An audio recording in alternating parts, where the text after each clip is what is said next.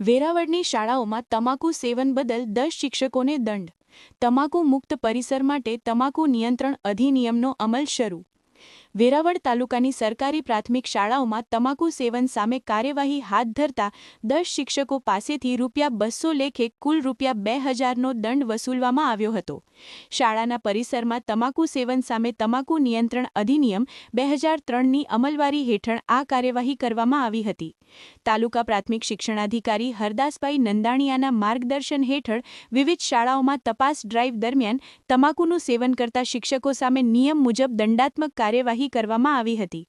આ અભિયાનનો હેતુ શાળાઓને તમાકુ મુક્ત બનાવવાનો તેમજ બાળકોને સ્વસ્થ પરિસર પૂરું પાડવાનો છે.